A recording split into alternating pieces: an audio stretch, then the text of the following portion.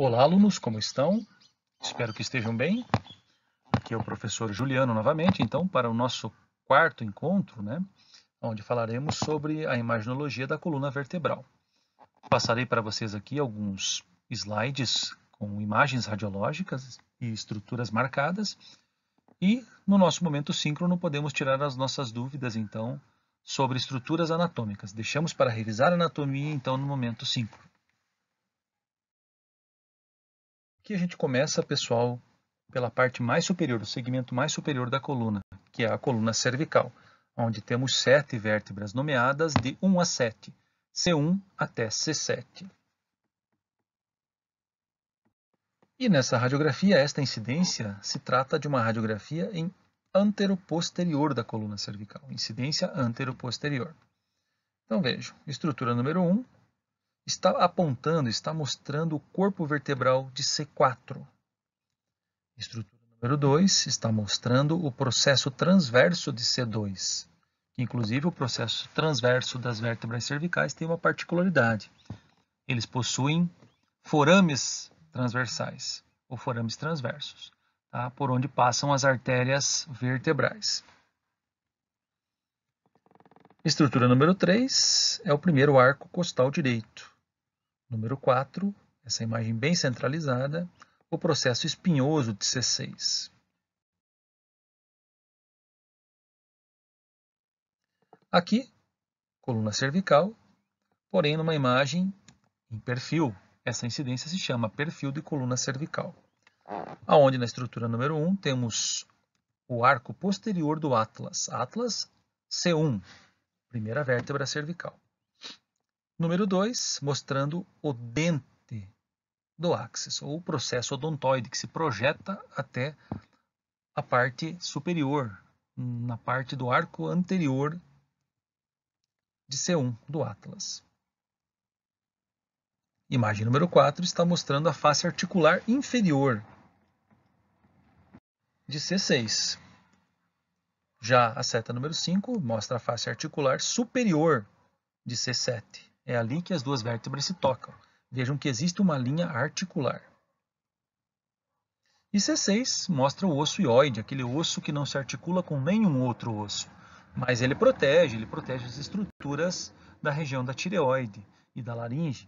E também serve como ponto de fixação para os músculos do trígono anterior do pescoço.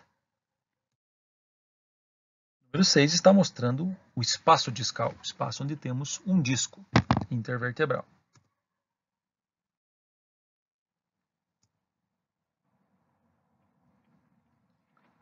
O próximo segmento, então, que fica abaixo da região cervical, é a coluna torácica, também conhecida como coluna dorsal. Ela é composta por 12 vértebras. As 12 vértebras torácicas, nomeadas de T1 até T12. Lembre que, juntamente com os 12 pares de costelas e o osso externo, eles formam a caixa torácica, ou arcabouço ósseo torácico. Esta radiografia se trata de um AP da coluna torácica, então, onde a estrutura número 1 está mostrando o primeiro arco costal esquerdo. Número 2, a clavícula esquerda. Número 3, o corpo vertebral de T4. Número 4, o pedículo direito de T8. Lembrem que o pedículo é aquela estrutura que liga a parte posterior da coluna, da vértebra, ao corpo vertebral, que é mais anterior. Número 5 está mostrando o processo transverso. Número 6, o processo espinhoso bem centralizado. E número 7, então, um caso atípico aí de uma variação anatômica, que seria uma 13ª costela hipoplásica, no caso, pouco desenvolvida.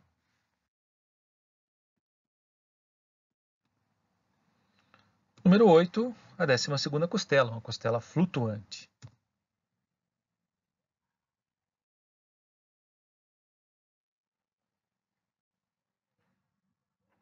Aqui um perfil da coluna torácica.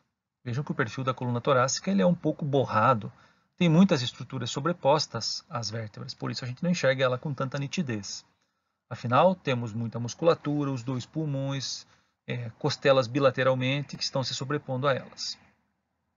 Esse é um perfil da coluna torácica. Estrutura número 1 é o corpo de T3. Número 2 é a faceta articular inferior de T6, enquanto o número 3 é a faceta superior de T7. As duas juntas formam a articulação entre as duas vértebras. A número 4, o forame intervertebral. É pelos forames intervertebrais que saem, que emergem os ramos raquidianos, tá? Os nervos raquidianos, os 31 pares de nervos. Número 5 é o pedículo de T9. Número 6, o processo espinhoso, que é a estrutura mais posterior que nós temos na coluna. E número 7, o corpo vertebral de T12. No próximo segmento, então, abaixo da torácica, temos a coluna lombar. Aqui, no caso, um AP, uma imagem anteroposterior da coluna lombosacral. Vejam que ali temos T12, aqui L1, que é a primeira vértebra, e lá embaixo S1, já depois de L5.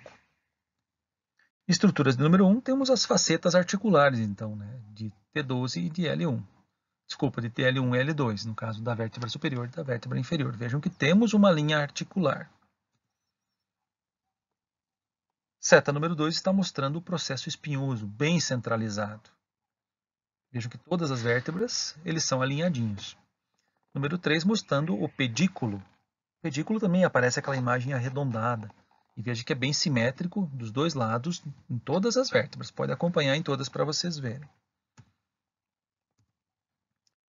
4, a lâmina, que é uma estrutura posterior que protege a vértebra, protege as estruturas mais internas da vértebra.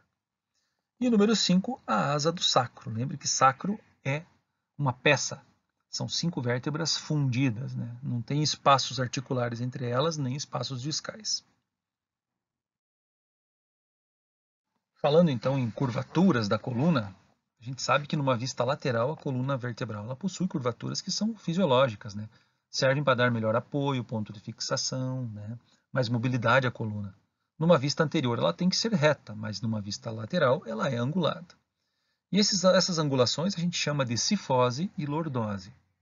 A região torácica tem uma cifose, onde uma concavidade é voltada para a frente. E vejam que alguns fatores fazem essas curvaturas aumentarem. Então, a gente pode ver na ilustração que a idade é uma delas. Algum grau de osteoporose, em que a densidade óssea diminui, também pode ser um fator que ajuda a desenvolver uma hipercifose. E também vícios posturais. Então, é normal que com a idade e com alguns vícios, isso se acentue. É a famosa corcunda. Nessa imagem, a gente pode ver um perfil de coluna torácica onde existe uma grande curvatura. É o que a gente chama de corcunda ou hipercifose.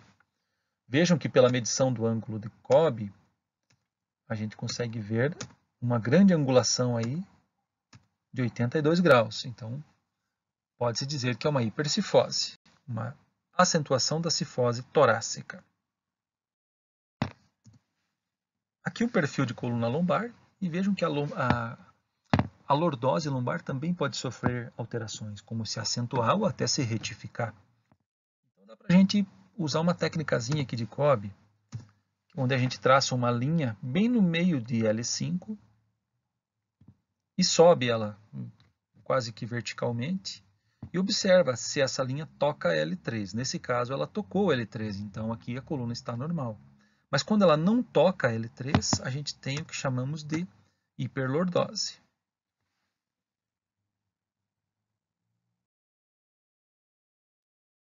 Neste caso, vamos traçar a linha e observar que a linha sai do meio de L5 e não toca L3. Então aqui podemos dizer que temos uma hiperlordose. E eu aposto que vocês observaram que existe uma alteração nesse nível aqui L5-S1, né? Que as vértebras não estão se encontrando direito. Pois bem, vou falar disso para vocês daqui a pouco. Então, a linha não passou, não tocou L3, o que determina uma hiperlordose.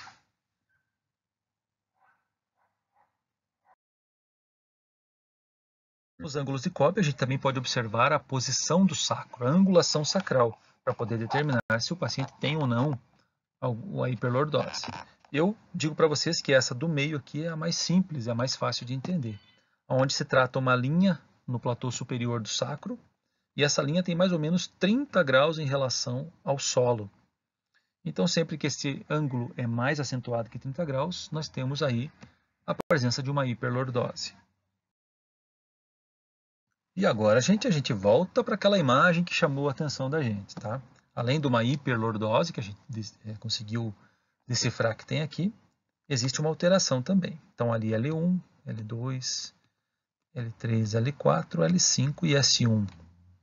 E vejam que nesta região existe um desencontro entre as vértebras. A gente chama isso de espondilolistese. Para a gente determinar o grau da espondilolistese, a gente divide em 4 a vértebra de baixo, no caso aqui S1. Vejam que eu dividi em 4 partes. E a gente vê o quanto a vértebra de cima escorregou sobre a vértebra de baixo. Então, de 0 a 25 graus, de 0 a 25%, grau 1. De 25 a 50, grau 2. 50 a 75, grau 3. Acima de 75, grau 4. É uma anterolistese, por quê? Porque é uma espondilolistese anterior, escorregou para frente. Então vamos lá, vamos botar uma linha, veja o quanto as vértebras se desencontraram. E a gente consegue observar que ela chegou ali no grau 3, né? Então a gente pode dizer que é uma espondilolistese ou anterolistese grau 3 de L5 sobre S1. E nessa imagem pequena aqui do lado, a gente pode ver que ainda pode existir as retrolisteses, onde uma vértebra escorrega para trás da vértebra de baixo. Aqui um grau mais leve.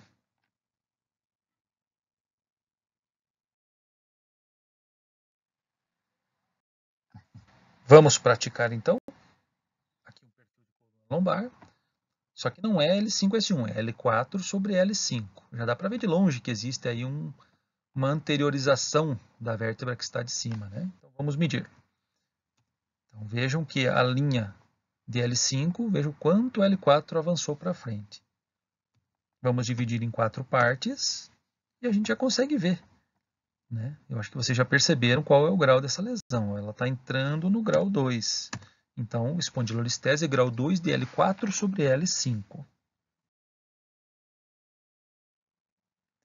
Praticando mais uma vez, né? Aqui com uma espécie de um zoom aí. Então, temos aqui a linha da vértebra inferior, dividindo em 4 a vértebra de baixo.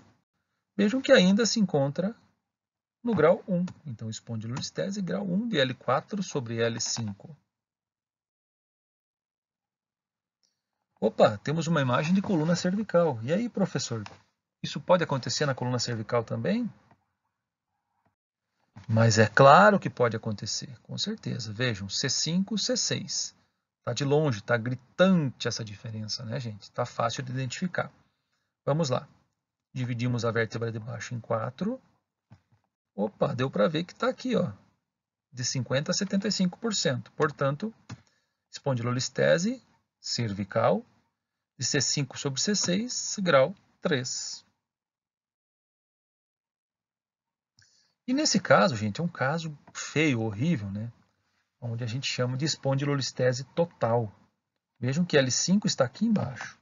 Olha onde está o platô do sacro. Olha o ângulo anterior do sacro. O platô inferior de L5. E aqui o muro anterior. Então, vejam como se desencontrou. Então, provavelmente esse paciente não caminha mais. É um caso muito grave, né, de espondilolistese.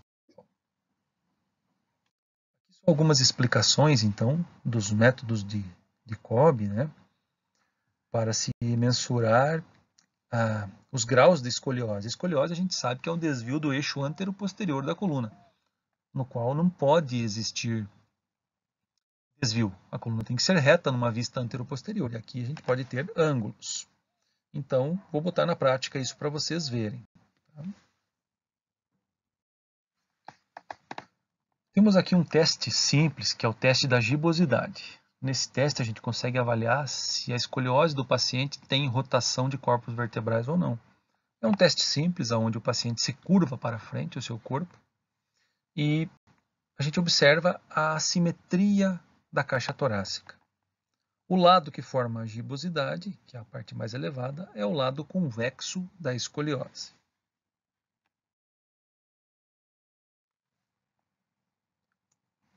Para mensurarmos, então, o grau dessas escolioses pelo método de Cobb, a gente vai traçar linhas nas duas vértebras que a gente considera mais anguladas. E dessas linhas partirão linhas com 90 graus de angulação, para as duas se encontrarem. E quando elas se encontram, esse grau que elas formam é o grau de Cobb de uma escoliose. Veja que aqui foram feitas 3 medições. Então essa primeira aqui, ela mostra um desvio cérvico-torácico de 42 graus. Destro convexo, porque está virado para a direita, a convexidade. Nesse outro caso, a convexidade é para a esquerda, né, e formou o ângulo de 89 graus tóraco-lombar. E o mais inferior, destro convexo, 47 graus lombo sacral. Vamos lá, gente, vamos botar isso em prática então. Primeiro caso, vejam que bela escoliose, né? Vamos traçar uma linha na vértebra superior mais angulada, fazer uma de 90 graus projetada para baixo, outra inferior com outra de 90 graus. Então, este ângulo aqui que resultou é o ângulo de Cobb. Então, temos aqui uma escoliose torácica destro-convexa, porque está voltada para a direita, a convexidade, de 65 graus. No segundo caso, traçamos as linhas e o encontro das duas com 90 graus formaram uma escoliose lombar de 38 graus levo-convexa. Levo porque a convexidade está voltada para a esquerda.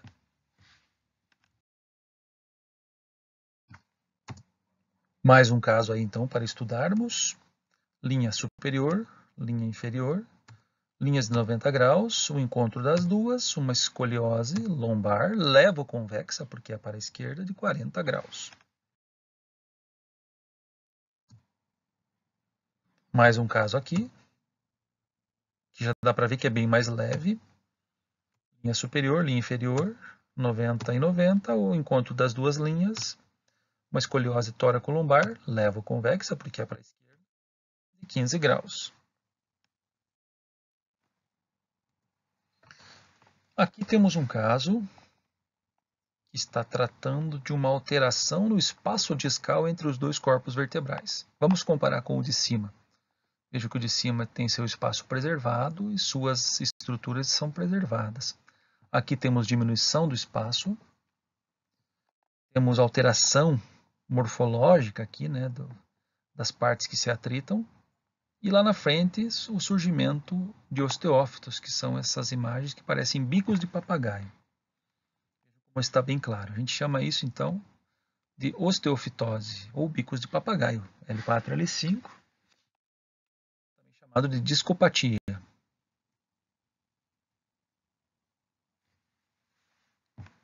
Então aqui nessa figura está bem claro aqui então a existência do bico de papagaio, dos osteófitos anteriores, né? Então isso é um sinal de degeneração vertebral.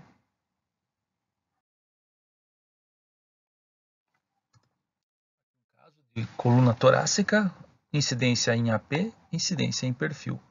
No AP, vejam que a gente observa os osteófitos marginais, que se formaram lateralmente nas vértebras. Uns maiores, outros menores, mas em vários segmentos. Olha que bonito esse. Já no perfil, a gente vê que eles se desenvolveram anteriormente, então são osteófitos anteriores. Então, uma osteofitose, osteófitos anteriores observados na imagem em perfil, e os marginais observados na imagem em AP.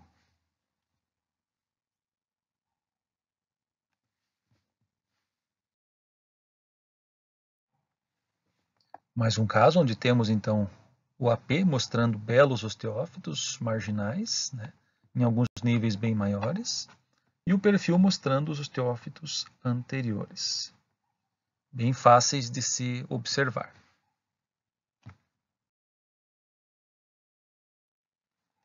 Opa, professor, isso acontece na cervical também? Com certeza.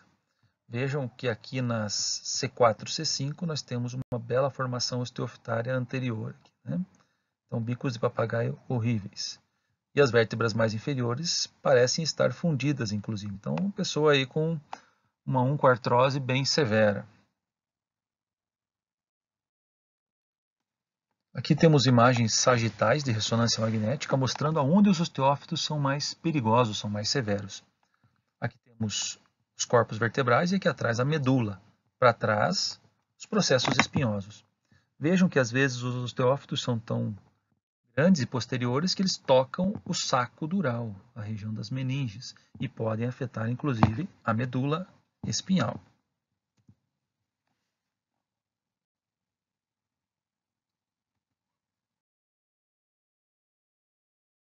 Aqui então, pessoal, um corte cadavérico, um corte sagital de um cadáver, mostrando um caso de hérnia discal. Sabemos que o disco ele possui anel fibroso e em seu interior um núcleo pulposo. Então, hérnia a gente considera quando esse núcleo se extravasa e toca estruturas como a medula espinhal e as raízes nervosas, gerando vários sintomas. Nessas ilustrações a gente vê aqui uma coluna cervical, um corte axial aqui, normais. Já aqui embaixo são patológicos. Vejam, o disco ele possui o anel fibroso e o núcleo pulposo. Aqui está a medula e aqui está a raiz nervosa. Então vejam, no caso da hérnia, rompeu o anel fibroso, extravasou o núcleo pulposo, tocou a raiz nervosa e aqui nós temos a irritação dos nervos do plexo braquial.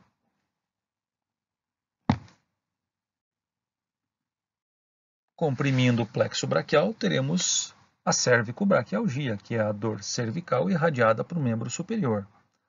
Além da dor, teremos parestesia, paresia e a diminuição da força muscular, que é a paresia. O mesmo vai acontecer a nível lombosacral, no caso com a lombociatalgia, que é a dor lombar irradiada para os membros inferiores. Além da dor, a perda da sensibilidade, e a diminuição da força muscular.